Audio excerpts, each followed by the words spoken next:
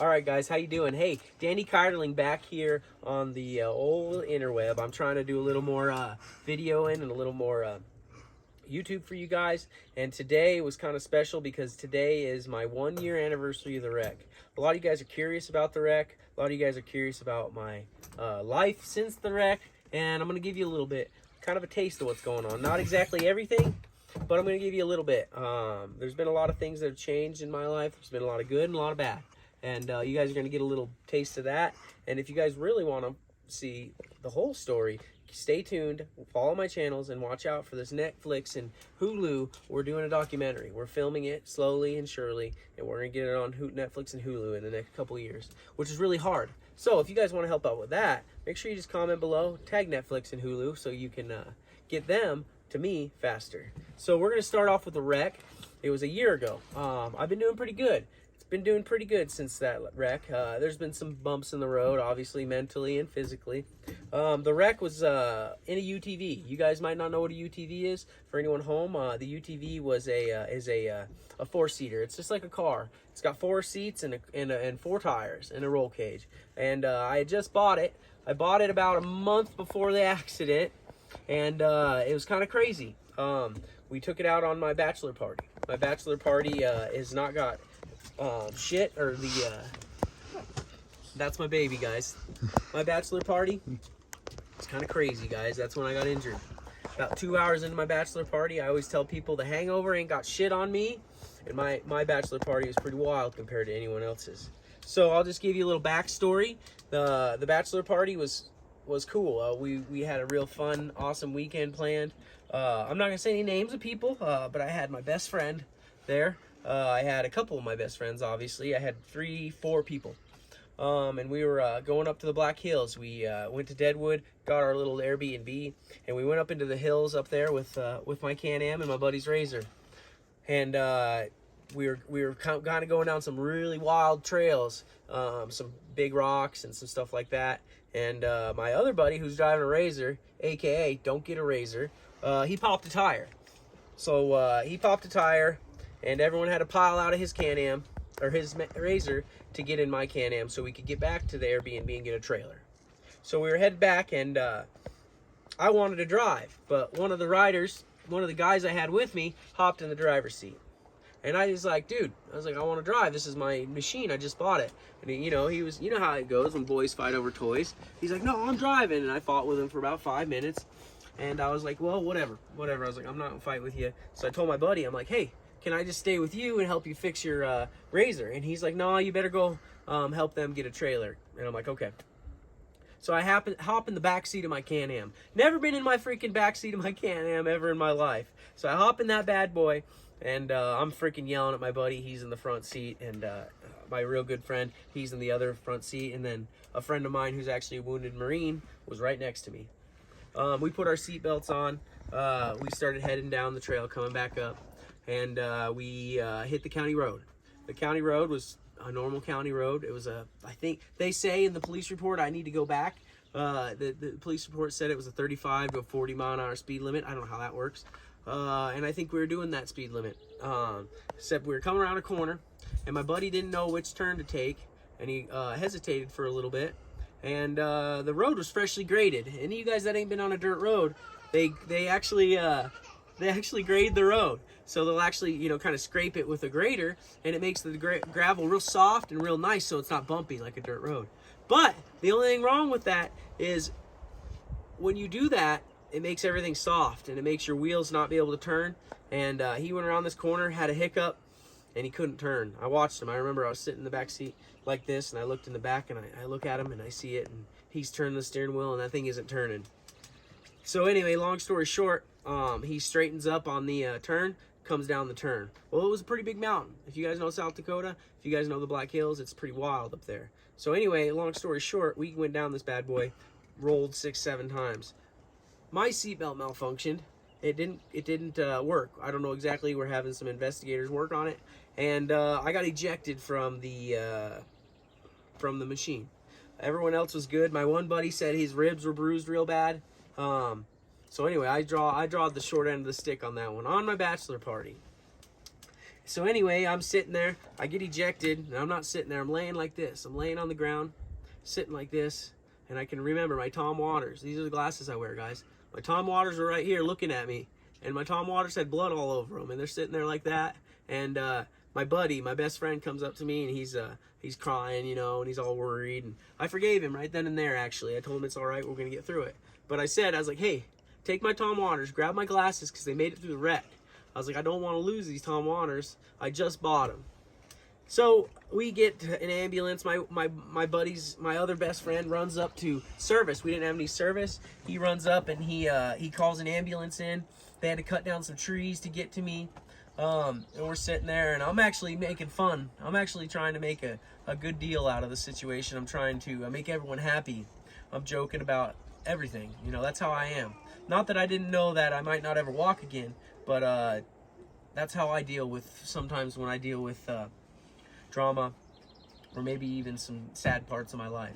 Anyway, so we get loaded up in the ambulance, and I'm hurting, guys. I remember to this day, I can't feel much from my chest up, especially then. Now I got a lot of sensation, and we'll talk about that later. But from my chest up, I could feel everything. It's normal sensation. And the only way I can explain it is, Quill. So I was paralyzed from the chest up. And the only way I can explain the excruciating pain that I went through was it felt like razor blades, salt, and fire. That's what it felt like, and it was bad. They had me on the maximum dose of morphine. So I get in that ambulance, and I'm screaming for more morphine. They won't give it to me because I have the maximum dose. So we actually get to Sturgis, South Dakota. The ambulance takes me there, and they're like, we can't, help you. You got a spinal cord injury. We need to life flight you to Monument Health in South Dakota. So they life flight me. And by then, boys, oh my goodness, I tell you what, when I say a 10 out of 10, that was a 10 out of 10 pain. I was in the most pain that a guy could ever be in. And so I screamed and hollered at them people in that life flight helicopter. And they gave me a half a dose of morphine. They weren't even supposed to give it to me. And that's all I remember. I got life flight. I remember lifting up, and I passed out. That morphine finally hit, and that was a blessing from God because I was so tired of the pain, it was hurting. And so anyway, we get life flighted. I wake up at about 8 o'clock, I think, that night. All my friends, family, my ex-wife, everyone was there. They were crying, everything like that.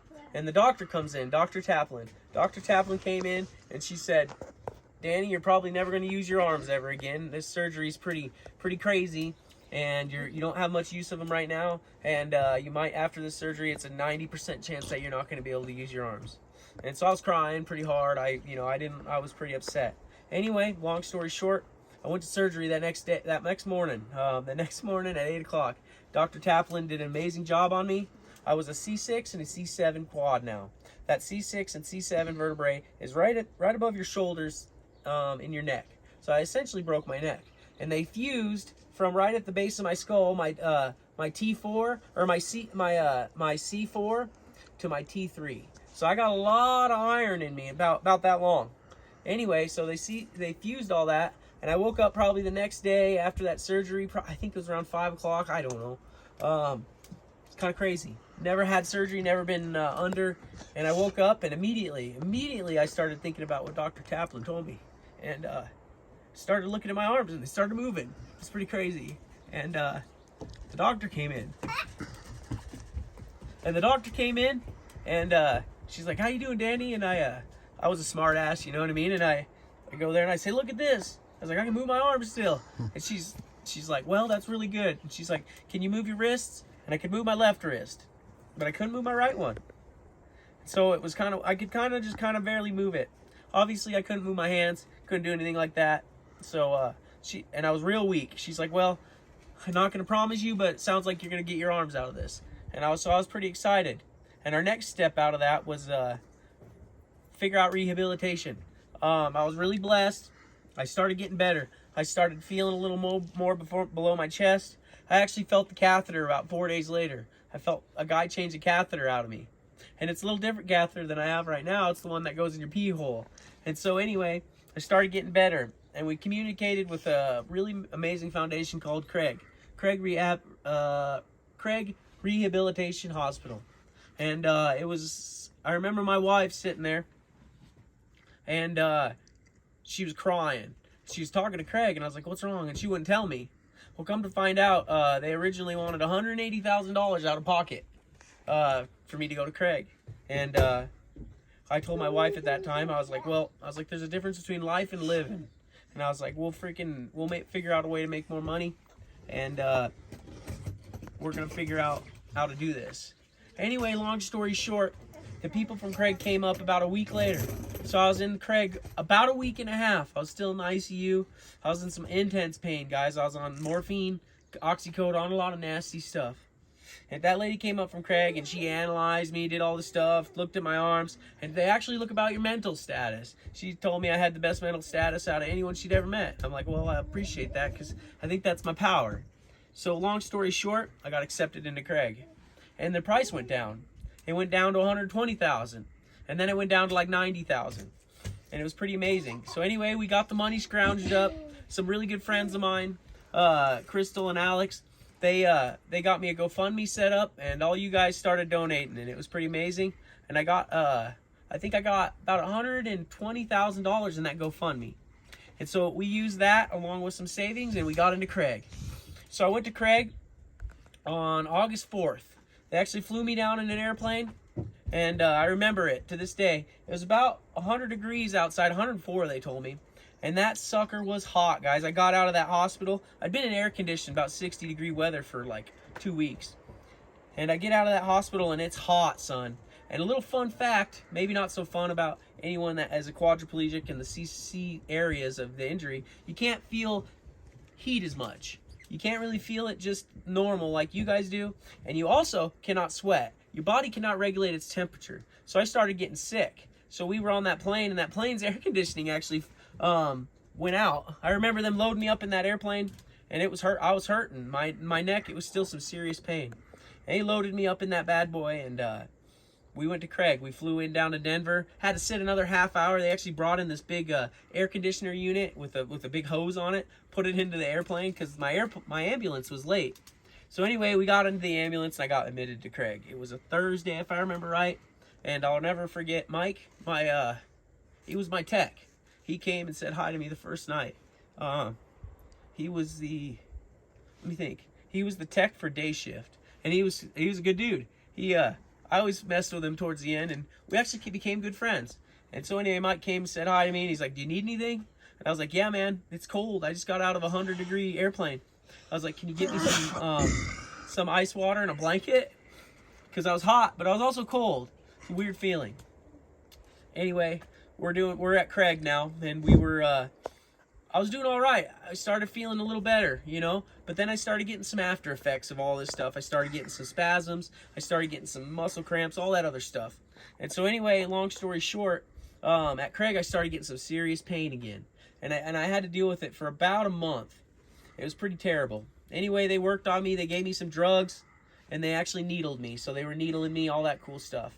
And along the way, during all this, Craig was teaching me how to do rehab. I was going to physical therapy. I was working out. I was going to wheeler class where they actually teach you how to use a wheelchair. It's an amazing place, guys. So I was doing this from about 7 a.m. to about 5 p.m. every single day. They had me in there, and I was tired. By the end of every day, I was super tired. But I was also super cold. And it was about 100 degrees in Colorado. Every day I'd come outside. And I didn't have a lot of family there in Craig when I was down there because it was in Denver. So sometimes I get pretty lonely. And I'd go outside, and I'd just sit in my little wheelchair. I had an electric wheelchair at that time. And my electric wheelchair, I'd sit in that thing, and it had a little motor. And I'd go outside and next to the garden and stare at the squirrels, and it'd recline me back. And that heat just helped me feel better. But sometimes it got a little crazy, and it got a little too bad, and my body got overheated. But we figured it out. And anyway, along the way, they tested me at Craig. And I'm not going to get too crazy into it, but I tested in at Craig at an Asia B. So an Asia B means you have very few sensation below your level of injury, but you got some sensation. That's like feeling. It's not normal feeling, but it's sensation. So they tested me in an Asia B, and they said that's good. They said that's good that you're an incomplete injury, so that means that you got a potential for recovery. So that potential for recovery was what kept me going.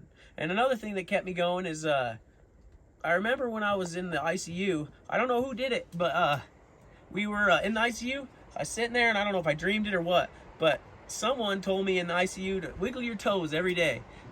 I can't wiggle my toes still to this day. Maybe a little bit. But anyway, I kept wiggling my toes. I don't know if it helped, but I sure did it. Every day I just sit there and think about it, and I try to wiggle my toes. One day, we were doing a program, and I'm not going to get into that with you guys because it's a little gross. We were doing my program one day, and every day when I was doing my program, I'd squeeze my diaphragm, and I had no diaphragm. No feeling, nothing. And if you look here, I can actually move my stomach. I can actually move my stomach. That's my diaphragm. Finally, about 3 weeks after that, I'd do my program every night, and I'd sit there and I'd squeeze my diaphragm. Nothing would happen. And finally, about 3 weeks in, I started feeling stuff down there, and I didn't tell anyone because I didn't know what was going on. And about a week later, I told my nurse, and she said, "That's amazing." She's like, "That means that you might be in Asia C." And she started crying, all that stuff. And she's like, "You need to tell your physical therapist." So I told my physical therapist about a couple days later because I wasn't really sure what was going on. And he started crying too, and he said, "If that's true, that's a 12% chance that you went from an Asia B to an Asia C." He said, "But we won't know until we test you." So, long story short, I got out of Craig with very little extra money that I had to spend. I actually spent 45 days inpatient at Craig in the hospital. I spent 15 days outpatient, which is basically you go get your hotel and you do life by yourself. You do life with your significant other or your caregiver. And so we got this apartment and we did that. Right before I got to outpatient, they tested me again. And it was a great day. It was amazing. I went from an Asia B to an Asia C. And I told my physical therapist that it was good. Told him that I wasn't lying to him. And it was a phenomenal day. 12% chance. And I blame it on me wiggling my toes every day. But anyway, long story short, we get out of Craig. We're doing the outpatient. And that's when I started noticing a little more differences in me. I started getting a little stronger. I started getting a little independent. Started quit getting scared. I was really scared about falling. You know, if you get in a traumatic injury, you really are afraid of falling. You know what I mean? You don't want to hurt yourself more than you already are. Plus, the pain stayed for about 6 months. I still have some serious pain, but it got pretty bad. So September, I think we started there in September, and October 6th, we got released. I actually wanted to stay longer, and the doctors told me, they're like, you don't need to stay longer. And I'm like, well, I want to. Like, I want to pay more money.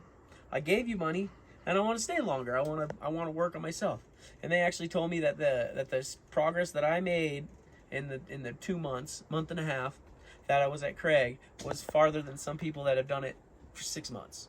So I had a pretty good pat on the back. I don't get pats on the back very often, but that was a pretty good pat on the back for me. So anyway, we head home. We have a benefit dinner. My best man and his wife put it on. It was amazing. I had people from all parts of life, everyone that has met me in my life at the college event center. It was actually in the tech center. Sorry, guys. And there was everything. There was welding tools. There was jack stands. There was boots. There was freaking guns. There was all kinds of stuff, and I just couldn't believe all the amount of people that actually came and actually supported me. It was pretty cool. I went up there. I did myself a little speech because I felt like everyone deserved it. And I want to give a little shout out just to anyone that you might know them. I want to give a shout out to Trent Jones, the Christoffersons. I want to thank them. They own New Visions. They're an amazing group of guys.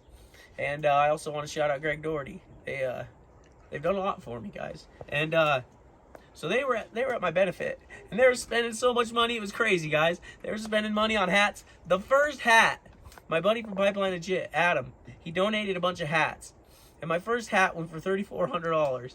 $3,400. So I was pretty blessed. We made a lot of money. It helped us out a lot. My dedication to a lot of these people is going to do it again. I'm going to do a benefit dinner, not for me. I'm going to do it for other people that need help. I'm going to do that in the future because I want to help other people out because people help me. So I went home. Long story short, I was stuck up in the mountains up here. I didn't really have any way to get out of here. I couldn't really even transfer. I couldn't even get out of my chair by myself. It's pretty rough. There for about, I don't know, probably 4 months. And then after that, about 4 months later, unfortunately, my wife left me. My wife left me, and I had no one up here, no one to help me, no one to take care of me. And my best friend Tanner Dye, he was not in the accident, but he came up and started helping me. And he's an amazing dude, and I can't thank him enough. Shout out to him too. He started coming up here and helping me, and it was amazing. He started actually taking care of me. I was a little bit sick. I had some infections, and he found them, and we went to the doctor. We got them fixed. I had been dealing with those infections for about 3 months, and it was making me really groggy and just kind of sick. Thank God Tanner was there to take care of me. After that, we kind of started dabbling into the hat making game right here. And if you guys want any of these hats, make sure to hit the link in the bio. You can always get a Cougar Hunt hat or a DHK Welds hat. Anything you want. You can even get a shirt or a hoodie. Anyway, we started dabbling in that. For Christmas, I bought Tanner 12 hats, 12 Golly hats. You OGs might know what they are, but long story short, they were a hat with his truck on them. I bought them, and I told him, I was like, I'll give you 12 hats. I was like, why don't you sell them and make a little bit of money, because you're not making any money up here with me on this hill helping me out. So he sold them within the first night. It was kind of cool. And so that's when, right then and there, Tanner and I decided that maybe doing this swag thing is something that we could actually make money with. And so we started doing it, and here we are today. We're doing a lot of stuff. We're doing amazing. We're doing sales that are out the completely crazy that I never thought we'd get to. But we still got some struggles, and we still got some things to overcome. And so after that, around springtime, I started getting real crazy. I started working out. I started worrying about my health because I was a little more clear, and I started losing weight. I actually lost 70 pounds. I was just weighed today, and from my accident, I'm 70 pounds lighter, which is a little bit my legs because I don't have muscle in them anymore, but a little bit everywhere. I was a fat sunbuck. Now I'm just not quite as fat. So I lost 70 pounds, and now I can move myself. Now I can actually transfer. Now I can do a lot of things that I thought I never ever was going to do. I can get myself out of bed nowadays. That's pretty amazing. I thought that there was never a chance in hell that a quadriplegic would ever be able to get out of bed. That's because a lot of people told me that I couldn't. A lot of people thought that quadriplegics, it's done. You know what I mean? The independence level or success rate with quadriplegics is pretty low because you don't got your hand usage, you have no core usage, you have nothing. It's really hard. But with good physical therapists and good doctors and stuff like that, I took care of myself. And now I'm doing a little bit better. I'm getting out of bed by myself. I'm working on being able to transfer and drive my own vehicle. And I even got my Chevelle. I even started driving my Chevelle. I put hand controls in it, and we started driving that. So now we're dealing with pretty much the slow gain of success. It's not going to be overnight. I still believe that I am going to walk again someday. But once again, I can't thank you guys enough. And I really can't thank Tanner Dye enough. He's been amazing to me. And he's helped me out when no one else would. So with that, guys, that's pretty much my story. Today's my anniversary, and we're going to probably head up into the mountains, and we're probably going to run up there, and we're going to probably look at my accident. We're going to go there. It's been a year, and I haven't seen it since the wreck. So I'm going to run up there. I'm going to check it out, guys. Maybe even look over the edge that I was injured at. So I'm actually excited. I stay positive about all this stuff because you can't be negative. Nothing, you can't dwell on the past. You can't worry about what happened yesterday or a long time ago. You got to just keep pushing forward, because if you quit and start thinking about what happened yesterday or where you were 2 years ago, because I was way more of a man 2 years ago than I am today. But if you don't dwell on the past and you worry about today, you're going to get better. Just like me. I'm pretty proud of myself for how far I've come. But anyway, that's pretty much my story. If you guys want some more of it, make sure to comment, like, share, hit that little subscription button, because I want to know what you guys think. And like every video and everything I do, I'm going to leave you with this one. We'll see you on the next weld.